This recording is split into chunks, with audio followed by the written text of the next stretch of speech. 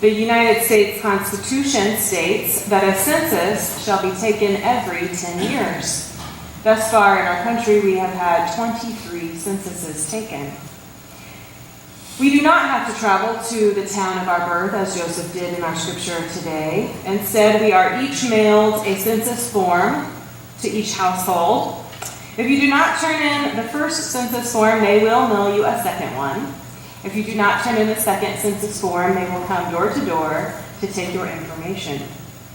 The census counts people who are without homes, persons who are incarcerated, those of residents of nursing homes and long-term care facilities.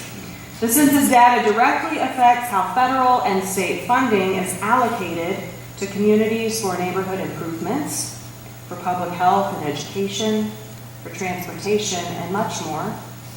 Census data is used to redistribute congressional seats to each state based on its population and to draw state legislative districts.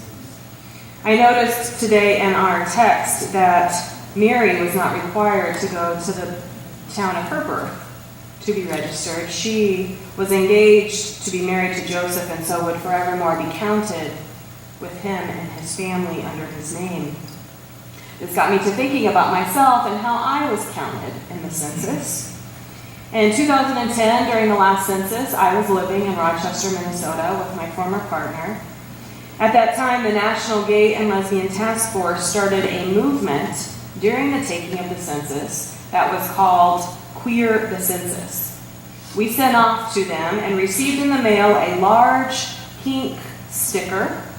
We filled out our census forms and put them in the envelope and sealed it, and then we were to put this large rectangle pink sticker on the outside of the census. And this sticker said, "Attention, U.S. Census Bureau. It's time to count everyone. Check all that apply, gay, lesbian, bisexual, transgender, straight ally." This was an instance of wanting to be counted. This was before marriage equality, and we wanted our nation and our government to know how many of us there are and that our lives and our needs matter too. Wanting to have your identity acknowledged as a valid reality in your own country is very different than having your valid identity questioned and feared within your own country. And although our scripture records a census being taken, the wording that is used is registered. Having select groups within a country be singled out to be registered is totally different than taking a census. And this is a frightening reality for many in our country today. In 1935, the Nazi leaders announced new laws which deprived Jews of political rights. Jews were no longer able to hold public office. They were required to register their property. After registration, a Nazi government dismissed Jewish workers and managers of companies. They took over Jewish-owned businesses. The government forbade Jewish doctors to treat non-Jews and revoked the licenses of Jewish lawyers to practice law. In seminary, my school would take an annual pilgrimage to a place called Manzanar in California. This was one of 10 concentration camps in the United States where over 110,000 Japanese Americans were forcibly incarcerated throughout World War II. I wrote one of my final seminary papers about Reverend George Akai. He was born in California. He entered Pacific School of Religion in 1939, and then 3 years later, Pearl Harbor was bombed in 1941.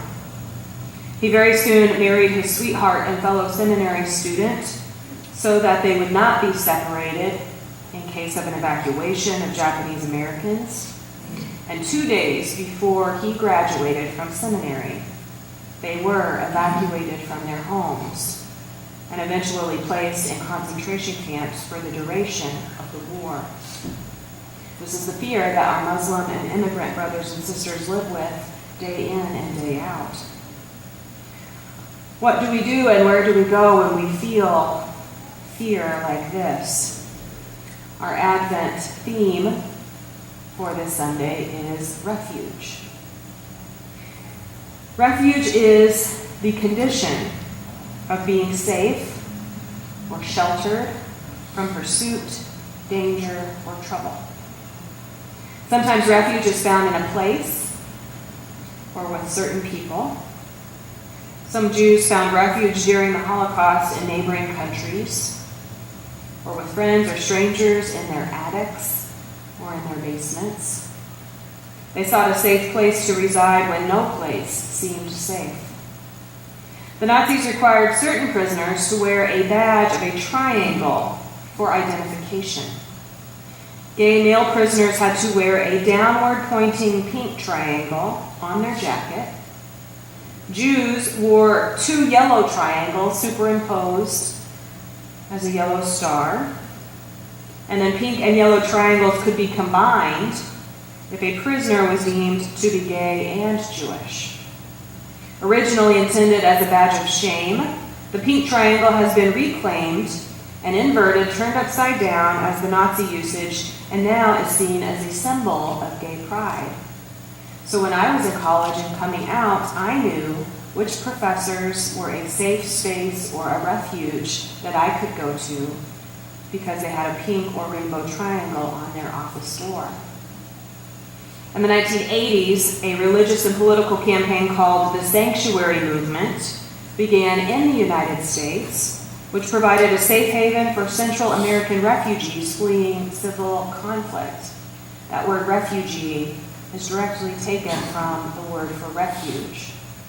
Over 500 congregations declared themselves as official sanctuaries and committed to providing refuge. To that meant providing shelter and material goods and legal advice to refugees. Some churches continue this movement today, providing refuge and sanctuary to those fleeing civil conflict.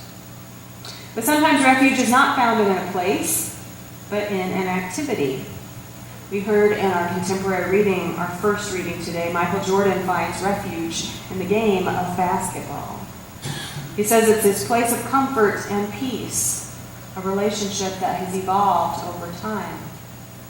Maya Angelou said she found refuge in music, as so many of us do. She remembers I could crawl into the space between the notes and curl my back to loneliness. Terry Tempest Williams found refuge not in her own family members, but in her capacity to love. Sometimes our refuge is not in places or people or activities, but in God alone. To this day, Psalm 46:1, a verse I memorized during my first vacation Bible school in the 2nd grade, is the piece of scripture that is closest to my heart and to my tongue. God is my refuge and strength, always ready to help me in times of trouble. God is my refuge and strength, always ready to help me in times of trouble. God is my refuge and strength, always ready to help me in times of trouble. I said that over and over as a child if I thought that there was a monster behind a dark door. I said this as a teenager, a mantra that I would repeat if one of my good friends was suicidal and I didn't know what to do. I prayed this piece of scripture as a hospital chaplain before entering each room, especially if one had died and I was expected to bring hope and comfort to loved ones. Mary and Joseph were a long way from home, and they found refuge in the most unlikely of places, in a barn that was made for cattle. We remember that sometimes our places of refuge in life may not smell that nice. It may not be the most comfortable place to reside. But time and again, God provides safe spaces to us in all times of trouble. So this evening, I would like for us to think about where are those places in our own lives that have provided refuge for us. Are there churches or schools, songs or gay bars, sporting events or community centers? Where have been your places of refuge throughout your life? Who are the people in your life that have provided refuge for you? The teachers, the adopted family, the friendships, the authors, the musicians. Who are the people that have provided refuge throughout your life?